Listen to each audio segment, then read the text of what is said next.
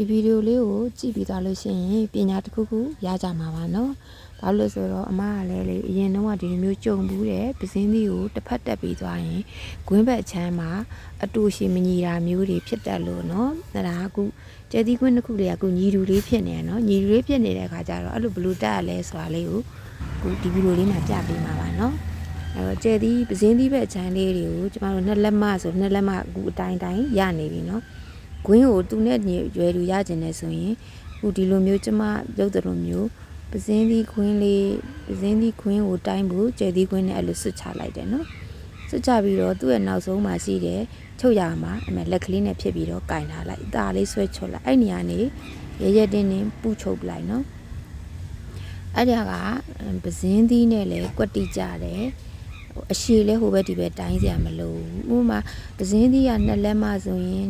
ပစင်းသီးအရှိက2လက်မဆိုရင်ဟိုက2ခွဲ2လက်မ20အဲ့လိုဘိုးယူရတာကိုယူတာမှားသွားရင်ကိုချုပ်တာမှားသွားလို့ရှိရင်နည်းနည်းလေးအတူရှိဖြစ်တတ်တယ်ဒီနီလန်းကအတူရှိလုံးဝမဖြစ်ပါဘူးเนาะအဲ့တော့ဒီမှာအဲ့နေရာလေးကမှတ်ပြီးတော့မှတ်တဲ့နေရာမှာကျိုးတုပ်လိုက်တယ်เนาะ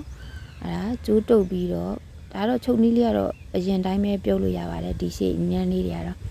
ကျိုးတုပ်မယ်ပြီးရင်မီးတို့မယ်မီးတို့ပြီးတော့အင်ဂျီပေါ်တင်မယ်ပေါ့နော်ဒါချုပ်ပြီးသွားရင်ကျွန်မဒီအတိုင်းတာလေးနှစ်ခုဘယ်လိုရှိတယ်ဆိုတာလည်းပြပေးပါမယ်နော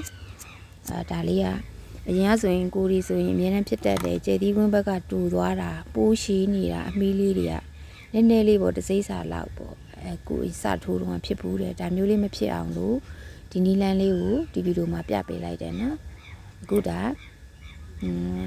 ပစင်းသီးကျိုးကွင်းရဲ့ဖင်မိုင်းလေးကိုကျွန်မအရင်တုပ်လိုက်တယ်နော်ငြိမ်သွားအောင်အရွယ်စားလဲငြိမ်သွားအောင်အငြိမ်ထိုင်ကျသွားအောင်နော်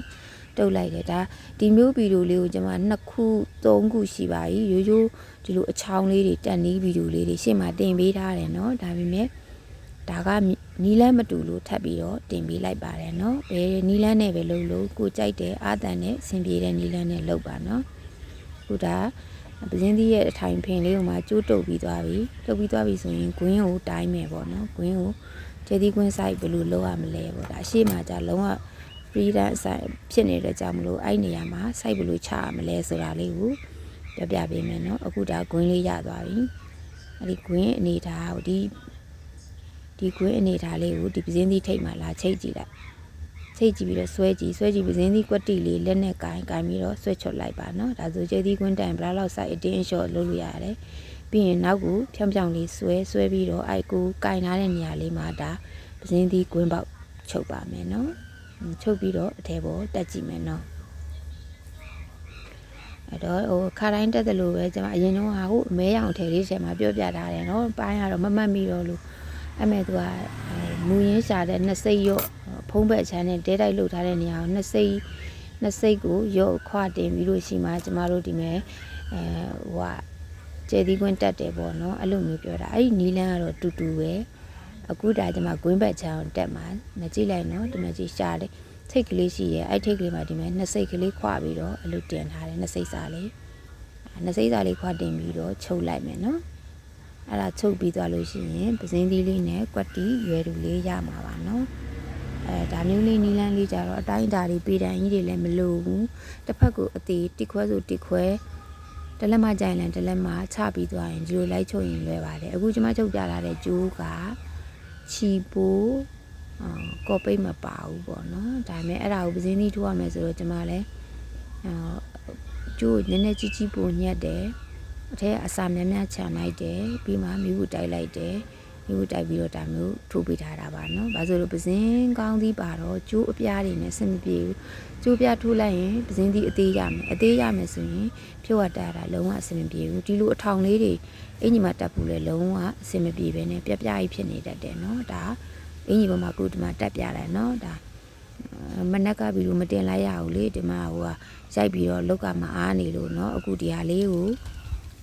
ပစင်းသီးတက်နေလေးဗီဒီယိုလေးတင်ပေးလိုက်ပါတယ်เนาะအဲ့လိုဆိုတော့တက်ဖူးနေကြလွယ်ကူတဲ့အဆင်ပြေတဲ့လူကတော့ကြော်သွားပေးပါဒီဗီဒီယိုလေးတွေ